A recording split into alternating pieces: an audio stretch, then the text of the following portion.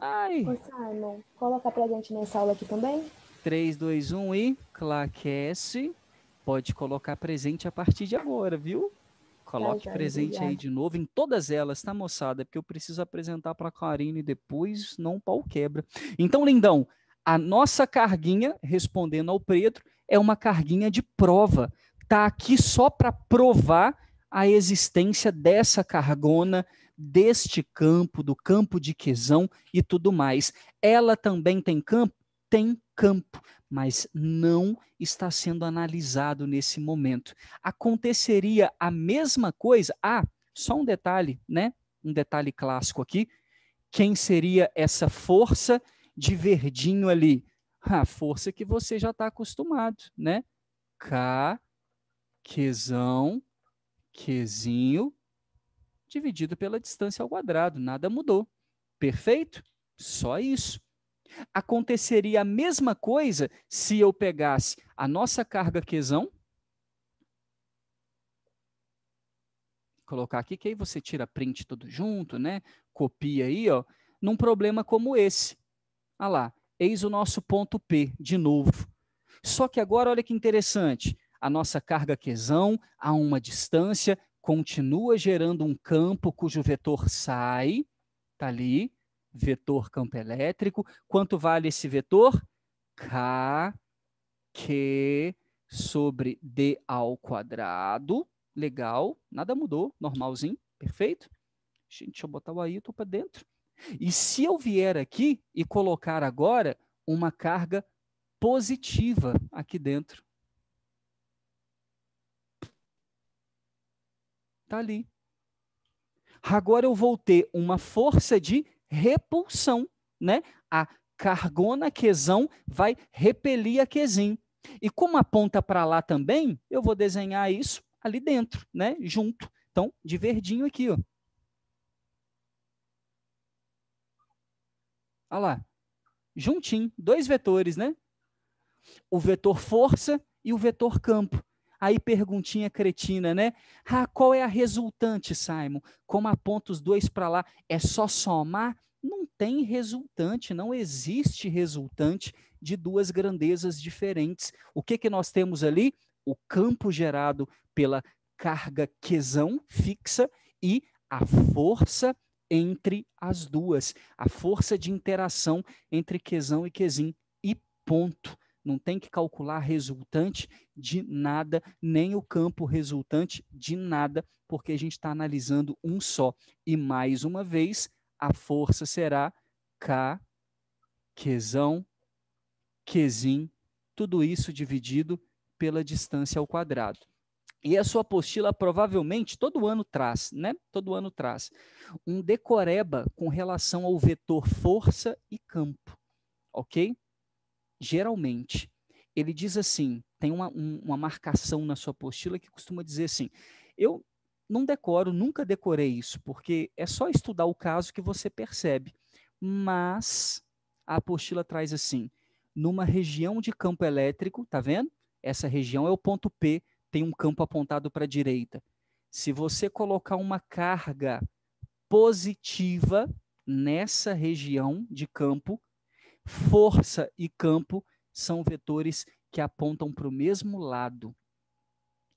Numa região de campo elétrico, está aqui ponto P, se você colocar uma carga negativa, força e campo serão opostas, ok? São decorebinha que a apostila traz, eu não sei porquê, mas eles colocam para você e faz todo sentido. Está aqui para você ver, ok? Sempre que existir um campo elétrico, não importa de onde vem esse campo elétrico, não importa, né? Exemplo rapidinho para você, mas eu vou apagar aquele exemplo anterior, né? Tá aqui, ó. Campo elétrico, vertical e para baixo. Se eu botar uma carga positiva, a força vai levar a favor do campo. Se eu botar aqui uma carga negativa, vai contra o campo. E é muito simples de ver, porque o campo sai de mais e vai para menos. Então é claro que uma positiva vai querer vir para baixo, para o menos, e uma negativa vai querer ir para cima, para mais.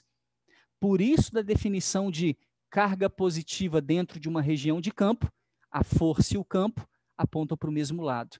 Carga negativa numa região de campo, força e campo apontam para os lados opostos. Isso é só na hora que você estiver lendo a apostila, você fala assim, ah, tá, Simon falou desse detalhe mesmo, mas não preciso me preocupar com isso não. Claro que não, ok? Mas por uma questão teórica, mas mesmo assim, numa questão teórica, você consegue desenhar rapidinho e tirar a própria conclusão, a própria resposta, perfeito?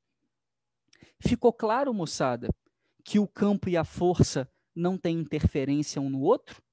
Ficou claro isso? O campo existe independente da força? Deu para entender? É essa lição que eu queria passar para vocês agora. O campo elétrico existe independente da força. Perfeito?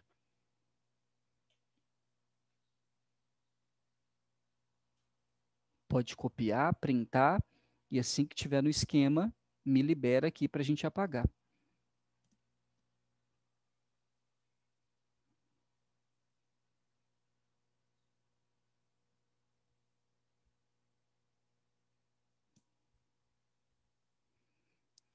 Mariana tirou foto. E aí, para geral, a gente pode apagar ou para alguém ainda não? Alguém que queira copiar, que esteja copiando? Pode apagar, né? Eu acho que já que a Mariana tirou foto, Simon. Tá, ok. Depois vocês, pelo amor de Deus, hein, moçada, passem isso para o caderno, não esqueça, façam um formulário, tá? De física C, faça um formulário, a gente vai ver muita equação daqui para frente. Ó, capítulo 3, então, misericórdia. Então, assim, vai fazendo, criando esse formulário para você ir decorando essas equações. Tá legal, Simon, a gente, né? Toda hora que for trabalhar, pega o formulário lá para você ir fixando essas equações na cabeça para a gente não confundir. Você vai entender essa questão de confundir lá no capítulo 3, que vão aparecer equações muito iguais a que a gente acabou de aprender aqui, mas não são iguais, são semelhantes. Amados, campo de uma carga, legal. Agora, o campo resultante. Tudo isso dentro do vetor campo elétrico. O campo resultante. E aí um probleminha aqui, ó, que a gente já acostuma a fazer, né? Que é o campo dentro de um triângulo, dentro de um quadrado. A gente já está acostumado a brincar, né? Vamos fazer aqui, ó, só para você entender agora como que as coisas serão diferentes aqui nessa brincadeira de campo. Olha lá, um triângulozinho qualquer. Espero que vocês estejam conseguindo enxergar ele aí.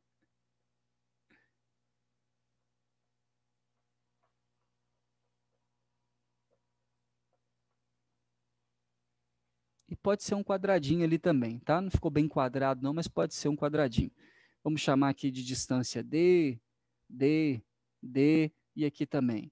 D, D, D e D, ok? Vamos colocar aqui, só de sacanagem, né? Uma carga positiva, outra carga positiva, botar aqui uma carga positiva e uma negativa para brincar, né? Senão não vai ter graça. Tá aí. Até agora você está brincando com positiva. Bonitos. Em todos esses dois desenhos, o doidão vai perguntar para você: determine o campo resultante no ponto P. Nesse ponto marcadinho aqui, ó. Nesses dois pontos que eu estou marcando mais forte, ok? E aí você imediatamente, vamos chamar aqui de, só para ficar organizado, Q1 e Q2, e aí você vai vir aqui e vai dizer, olha, esta carga 1 gera um campo elétrico naquele ponto ali, claro, KQ sobre D ao quadrado, e o campo elétrico dessa carga positiva é divergente, sai dela. Então, na mesma linha que liga a carga e o ponto, um vetor saindo. A gente vai e desenha. Tudo bem? Ficou claro? Então, positiva naquele ponto sai. E este é o campo 1, porque é gerado pela carga 1. Está aí. Em contrapartida, essa negativa independente da positiva, lembra da famosa interdependência, né, dos vetores, lei de Galileu, essa carga negativa Q2 também gera um campo naquele ponto, kq sobre d ao quadrado, só que agora é um campo convergente, porque nas cargas positivas o vetor aponta para ela, entra nela. Então a gente vai vir aqui e vai desenhar apontando para ela na mesma linha um campo que nós vamos chamar de campo 2. Olha lá, apontadinho para ela, tá bom? Não se preocupe com os tamanhos, né? Já que eu botei Q1 e Q2 aqui, a gente não sabe se essas cargas são iguais ou diferentes, as distâncias são iguais. Então, estou desenhando dois vetores quaisquer. Só para você identificar que agora eu tenho E1, eu tenho E2, e, portanto, a gente vai ter um campo resultante, perfeito? Que vai ser mais ou menos apontado para onde? Aonde está o campo resultante ali naquele ponto? Mais ou menos. No meio dos dois vetores? E apontado para a Direita. direita. Ok? Claro que vai depender do tamanho, né? Ele pode estar mais inclinado para cima, se E1 for maior, mais inclinado para baixo, se E2 for maior, mas não importando isso, aplicando a regra do paralelogramo, fechando isso aqui, nós temos mais ou menos um campo resultante. Não é isso, crianças? Tranquilo? Eu vou calcular o campo 1, vou calcular o campo 2 e a resultante eu vou calcular através da soma vetorial. Não se esqueça que a resultante aqui vai depender dos tamanhos e do ângulo, conforme a gente já sabe, né? Para o mesmo lado soma, lados opostos subtrai, 90 graus Pitágoras e qualquer outro ângulo, lei dos cossenos. Aí entra aquela brincadeira toda que a gente já viu lá da força elétrica.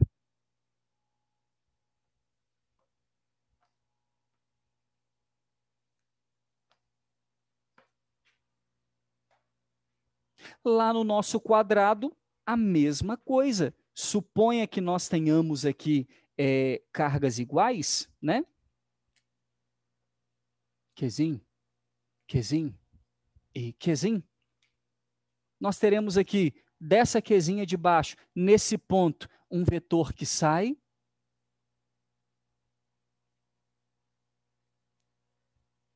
Chamar de 1, que eu vou chamar essa aqui de 1. Vou chamar essa aqui de 2 e vou chamar essa aqui de 3. Para essa número 3, nesse ponto, um vetor que sai. E pelo amor de Deus, né?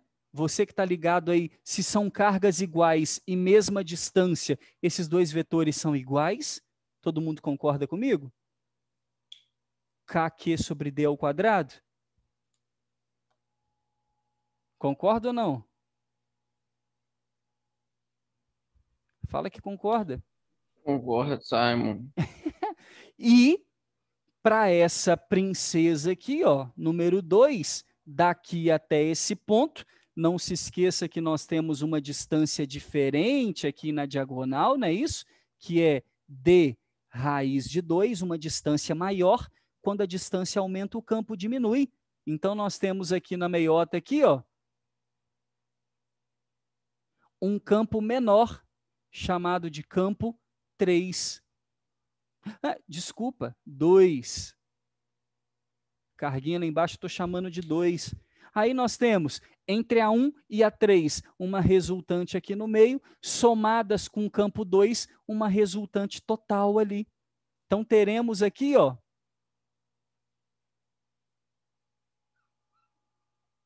o campo resultante de 3 cargas.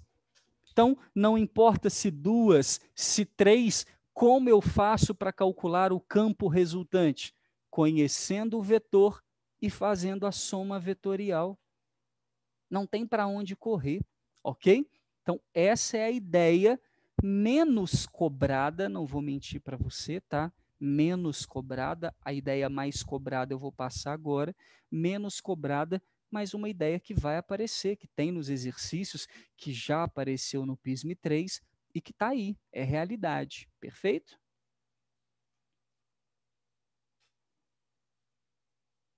Pode copiar, pode printar e, se tiver dúvida, pode mandar.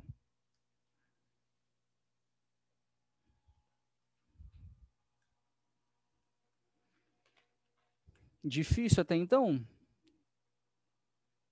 Sim. Gostei da sinceridade. Sim.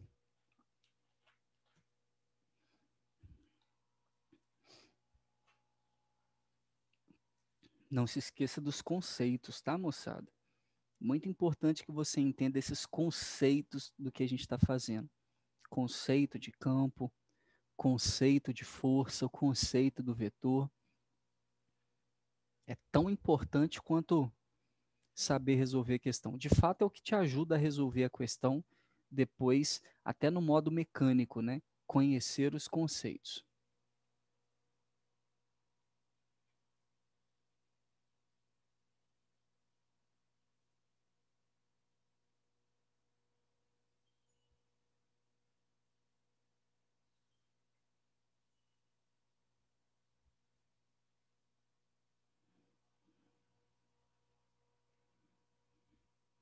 E já podemos apagar?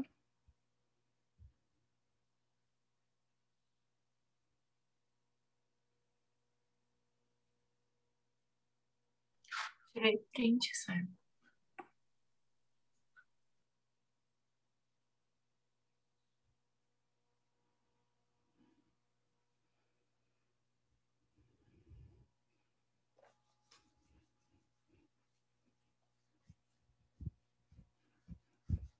Tranquilinho até aqui?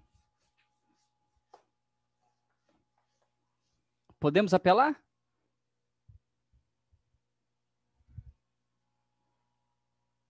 Eu achei que essa era a apelação, Simon. Aí é Não. complicado, né? Ok. Note. Ó, movimentos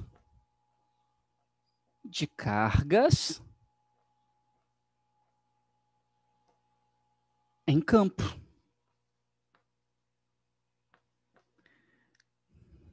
Em campos.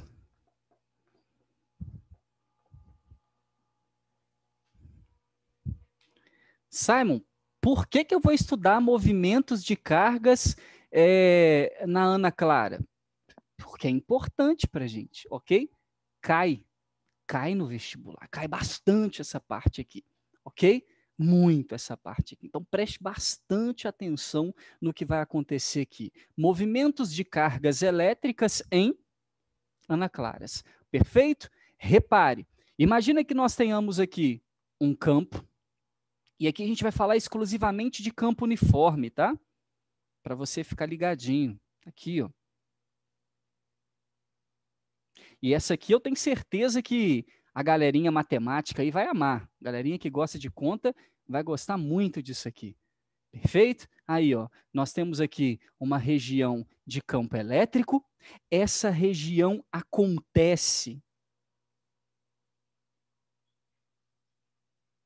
dentro de uma distância d, perfeito? Dentro de uma distância d, olha que maravilha. Então, deste ponto até este ponto tem uma distância d, e bem aqui nesse cantinho, nós vamos abandonar uma carguinha positiva, tá bom? Abandonar aqui. O que que significa abandonar? Significa que a nossa carguinha positiva possui velocidade inicial igual a zero. Perfeito? Primeira pergunta que eu faço para você. Este campo elétrico, uniforme, bonitinho, tem polos, não tem? Lado esquerdo e lado direito. Quais polos são? Para a gente preencher o nosso exercício. Aqui na esquerda.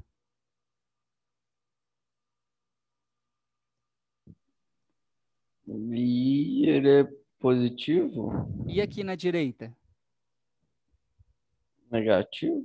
Porque o campo sai de mais e E vai vai para pro menos. Perfeito. O que eu estou colocando em vermelho aqui, o exercício não vai colocar para você. Perfeito? Provavelmente ele vai colocar para você esse campo ou o desenho, vai mostrar para você o valor, vai colocar lá, é um campo de 1000 Newton por Coulomb, exemplo, e vai dar para você o valor dessa carguinha, perfeito?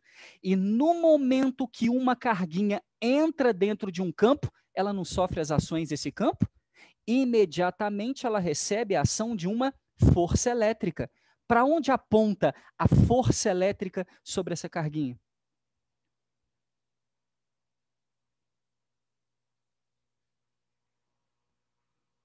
Essa carguinha vai ser forçada aí para onde? Direita. Para a direita. Aí lembra daquele decorebinha?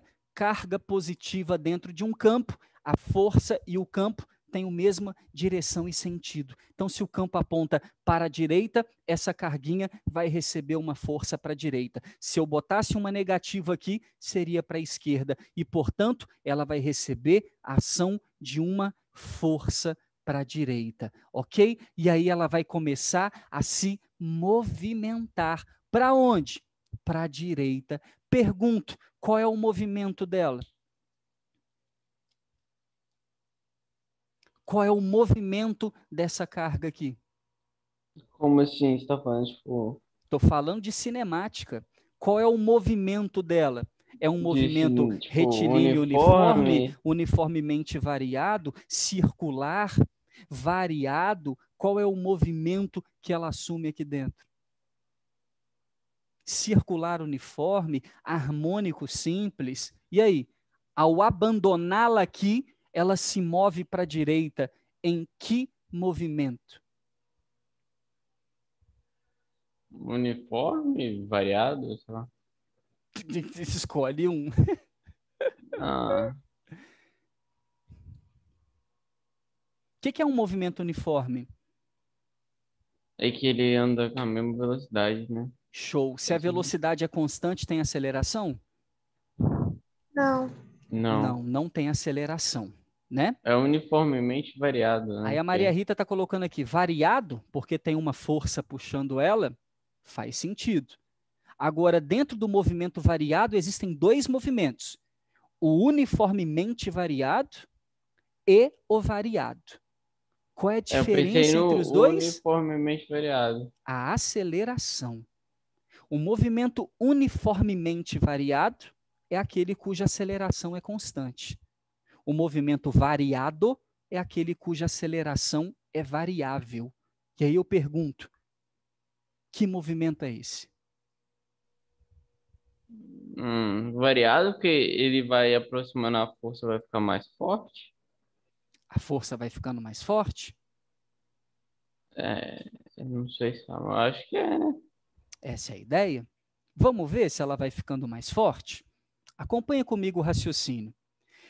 Para a gente falar de aceleração, a gente precisa falar de força.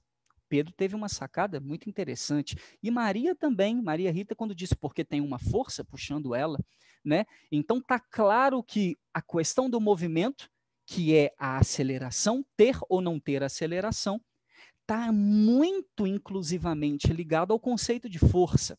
Top, ok? Nisso vocês têm toda a razão. Então, dessa forma, acompanhe comigo o raciocínio. Olha que demais, eu me empolgo muito nessa parte. Lindos, este campo é uniforme, é constante. E a força que essa carguinha vai receber dentro desse campo não dá para ser calculada usando K, Q1, Q2 sobre D ao quadrado. Porque a força gerada nela não é de outra carga, não tem uma outra carga gerando ela aqui, não. Tem um dipolo gerando força nela. Então, a única forma que eu tenho para calcular essa força é a força gerada por um campo, que é aquele força que entra. Lembra? Então, força Q vezes E. E aí, olha que legal, não importa o sinal da carguinha, tá? Se positiva ou negativa, é força que entra. Essa é a força que a carguinha recebe de quem? Do campo. Tá ali. Tudo bem? Perfeito. E é graças a essa força que a carguinha, que tem massa, tem ou não tem massa? Claro que tem massa, vai receber uma aceleração.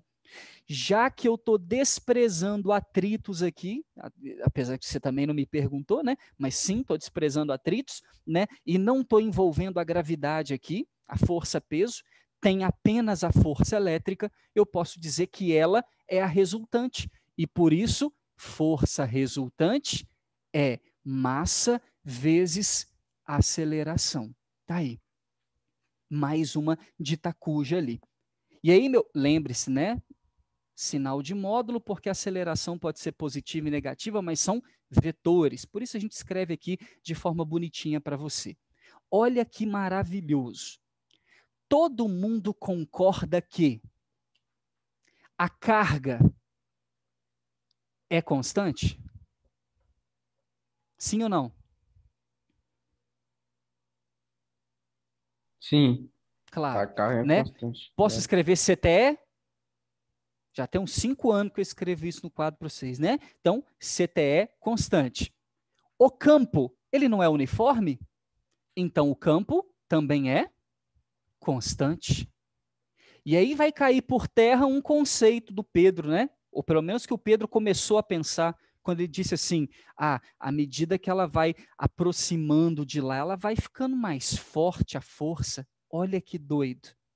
Se eu disse que o campo, por mais doido que seja pensar isso, tá, Pedro? Se eu disse que o campo ele é constante em todos os pontos e a carga também é constante, essa força exclusivamente e esquisitamente, ela também tem que ser constante em todos os pontos. Matemática, né? Não tem para onde correr.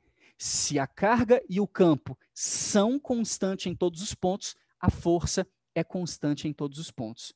E agora, para encerrar, ó amado meu, se a força é constante e a massa com certeza é constante, a aceleração pode ser variável? Tudo. Não. Não. E, portanto, se a aceleração é constante, este será exclusivamente um movimento retilíneo, uniformemente o quê? Fala para mim, fala para mim, fala para mim. Variado. Simon, se esta bagaça se move aqui através de um move, significa então que eu posso aplicar as equações do move? Claro que pode. Você acabou de aprender como calcular a aceleração, e você vai calcular a aceleração em 2 passos. Primeiro passo, com o campo e a carga, acha a força. Top. Segundo passo, com a força e a massa, acha a aceleração. Top. Top, top, top, top. Ok? Tendo aceleração, eu tenho algumas coisas, como, por exemplo, coisa número 1. Se eu souber o tempo que ela demorou para sair daqui e atingir o outro lado, eu consigo calcular a velocidade com que ela é acelerada no final, através de...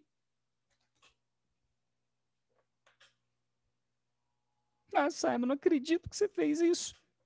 V igual a V0 mais AT. Se eu conheço a velocidade inicial e a velocidade final, usando Torricelli, eu posso calcular a distância, ou se eu tenho a distância entre as placas, que é o mais comum de acontecer, e a aceleração eu aprendi a calcular, eu tenho a velocidade final. Ou, se eu tenho a distância e sei calcular a aceleração, eu consigo determinar o tempo que ela demora para cruzar esse caminho todo usando...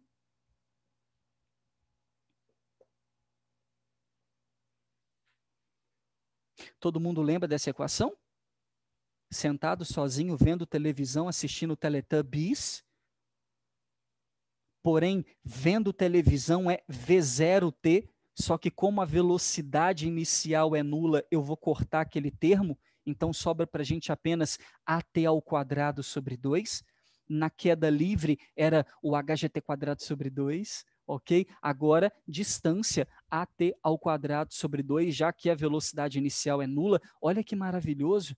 É possível a gente trabalhar tudo isso aqui porque estamos brincando com um movimento retilíneo uniformemente variado. Você consegue pensar na gama de questões e alternativas que podem ser pedidas dentro desse exemplo? Você já conseguiu visualizar o exercício aí na sua cabeça?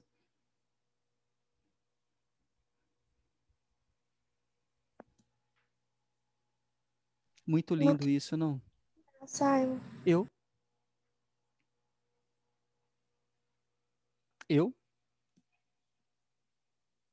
falei que eu não quero nem imaginar.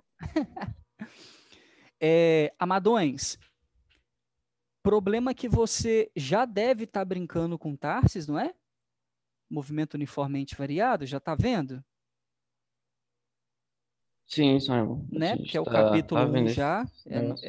é no embolo do Cinemático. capítulo 1, né? Na cinemática, já começa aí, nessa emboleira, que no primeiro ano simbolizava o seu segundo bimestre, numa época, né? Depois foi para o primeiro bimestre, ainda assim meiando o movimento uniforme, mas geralmente era para o segundo bimestre. Então a gente tinha um bimestre para trabalhar com isso. Você vai ver em um capítulo com Tarsis, uniforme e variado, num só. Vocês estão vendo lá como é que funciona a situação. Então é um lembrete. Coisa nova nesse exercício está aqui, ó. Como calcular a força elétrica. Agora, de uma força encontrar aceleração, lembrete, né? Lei de Newton, segunda lei, e de uma aceleração trabalhar com movimento variado, lembrete do primeiro ano cinemática. Então, aqui dentro, você tem uma gama de procedimentos que podem acontecer. Como você verá daqui a pouco no movimento circular, também da mesma forma, ok? Porque essa brincadeira que está acontecendo aqui, né, aqui a gente falando de campo, pode acontecer também quando você calcula a força elétrica entre o próton e um elétron no átomo de hidrogênio.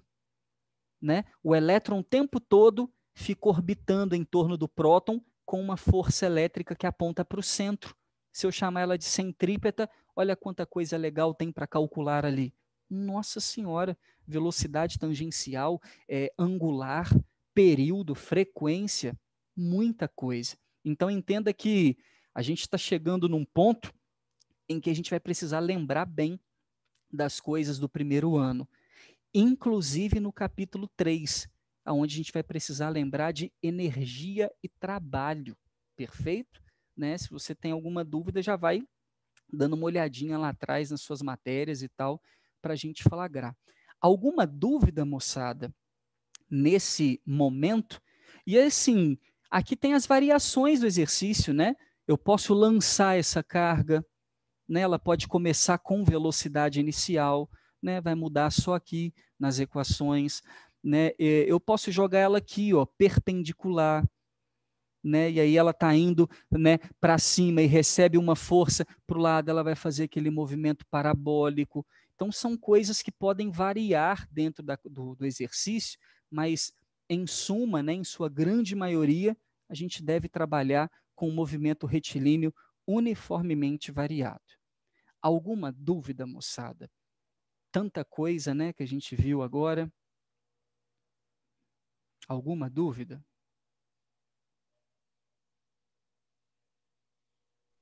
Ô, Simon, tipo, é tanta coisa que eu nem sei onde eu tenho dúvida. Eu imagino. Por isso que eu vou passar a tarefa hoje para vocês e conto muito, tá? Muito com vocês fazendo, porque na semana que vem a gente vai tirar de novo uma aula para a gente fazer correções.